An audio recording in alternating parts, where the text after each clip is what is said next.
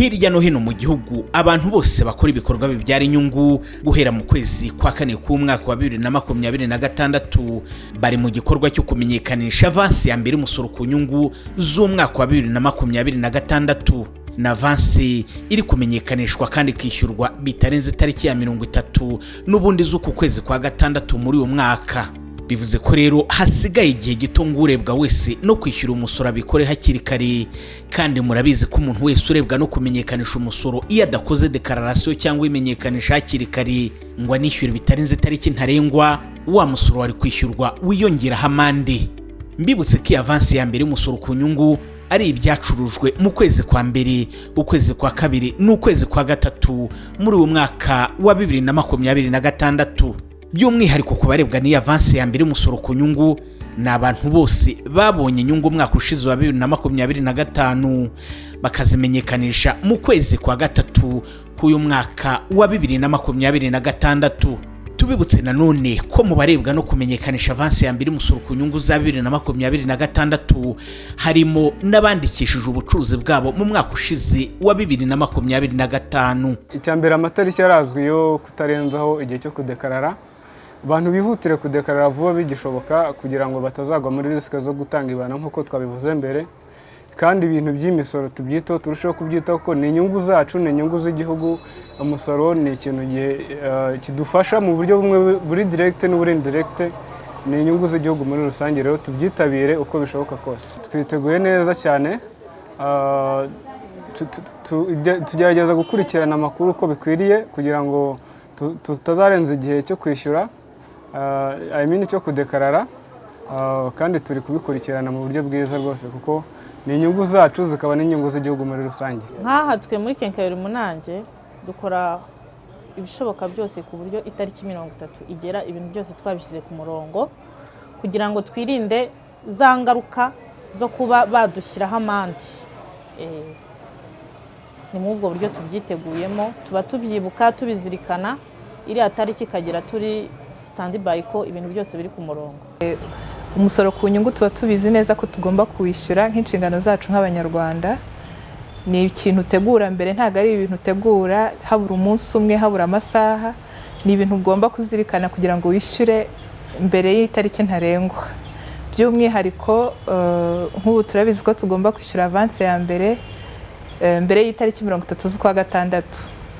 Ubu rero turi kubitegura, turabitekerezaho kugira ngo tuzishyure mbere y'igihe kugira ngo twirinde ibihano.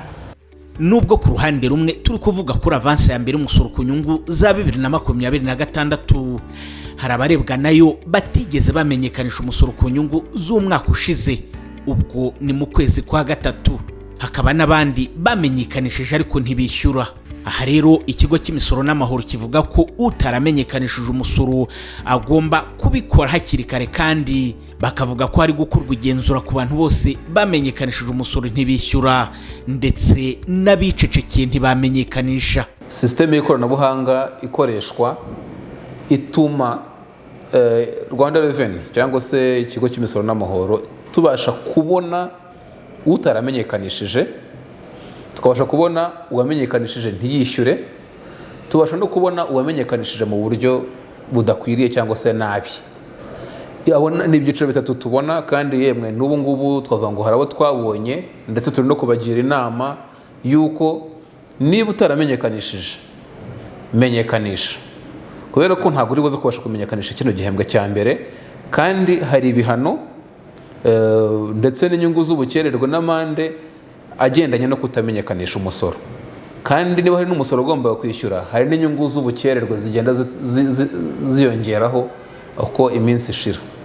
Rero icyambere utaramenyekanishije ntamenyekanisha. Cya kabiri, uwamenyekanishije akamenyekanisha nabi.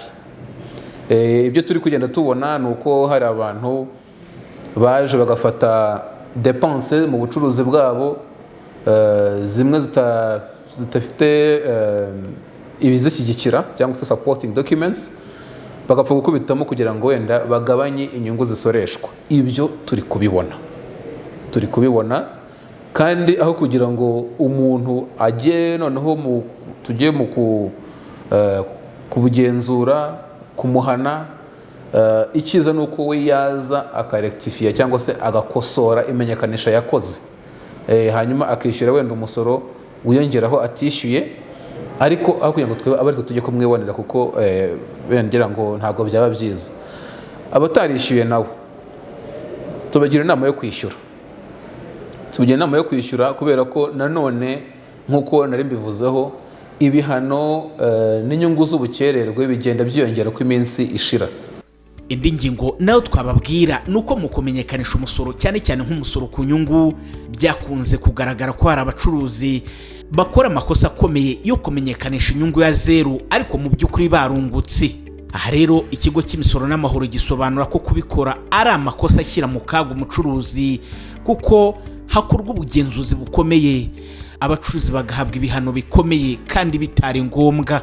Kubera rero iby'umusoro ukora, abacuruzi hirya no hino mu gihugu bashima ko amafaranga yabo batanga adapfa ubusa, n'ubundi abagarukira mu bikorwa by'iterambere. Niyo mpamvu usanga barafashe n'ingamba zikomeye mu bijyanye n'imikoreshereze yabo ya IBM, zirimo no kubahiriza itangwa ry'inyemezabuguzi.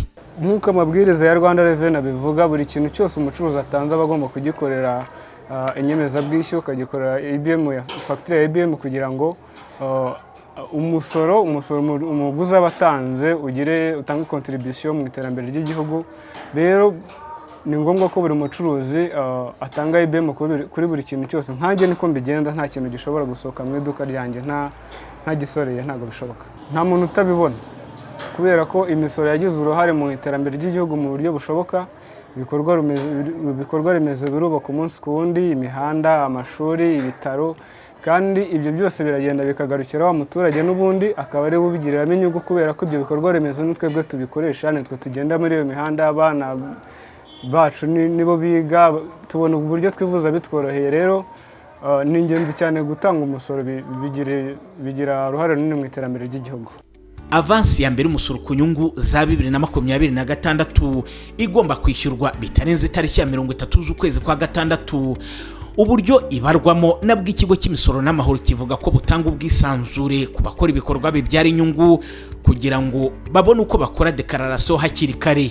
Niyo mpamvu umuntu urebwa n'iyi avanse imenyekanisha ryatangiye mu kwezi kwa 4, ukwezi kwa 5 ndetse no ku kwezi kwa 6 kose. Ukuvuga ngo n'umuntu bishatse yaba yaramenyekanishije ku itariki ya 1 z'ukwa 4 umusoro ku gihembwe cya mbere, rwose akabikora yisanzuye muri systeme, biba bifunguye, akajyamo akamenyekanisha, ariko ntazarenze itariki 30 z'ukwa 6 atarishyura. Ukuvuga ngo aha hagati hose guhera ku itariki ya 1 z'ukwa 4 rwose kurinda ugera ku itariki 29 cyangwa 30 uba ushobora kumenyekanisha ukanishyura uko ubishoboye. Iki gihe rero bamwe mu bakora ibikorwa by'ubucuruzi ntabwo bagikoresha neza. Buriya wamenyekanishije ku itariki ya 1 z'ukwa 4, amafaranga yose ukaba uyazi uti wenda ni miliyoni 20 cyangwa se 5, byakorohera kujya wishyura buri kwezi uko gushoje, ukabona umusaruro, ukishyura make, ukajya mu kundi kwezi ukishyura yandi gutyo ukaba wayarangiza, cyangwa se ukayishyura yose igihe wayaboneye. Bivuze ngo mu by'ukuri iki gihe kiba cyarashyizweho kugira ngo gifashe abakora uwo mwuga w'ubucuruzi kugira ngo bitegure bamenyekanishe nta gihunga, nta gukora amakosa, ariko nibanarangiza bishyure mbere y'itariki ntarengwa ya 30 z'ukwa 6 k'uyu mwaka, kubera ko ariyo tariki nyine ya nyuma iteganywa n'itegeko. Mu gusoza rero iki kiganiro tubibutse ko itariki ntarengwa yo kumenyekanisha no kwishyura avansi ya mbere umusoro ku nyungu ari 30 z'ukwezi kwa 6, n'ubundi muri uyu mwaka wa 2026. Birumvikana ko hasigaye igihe gitoya. Ku bacuruzi banini n'abaciriritse imenyekanisha rikorwa unyuze ku rubuga rw'ikigo cy'imisoro n'amahoro, no kuvuga wa@rra.gov.rw. Naho ku bacuruzi bato cyane bo bakoresha telefone igendanwa no gukanda akanyenyeri 800 urwego bagakurikiza amabwiriza. Ihutire rero gukora imenyekanisha hakiri kare kandi wishyure bitarenze itariki ntarengwa.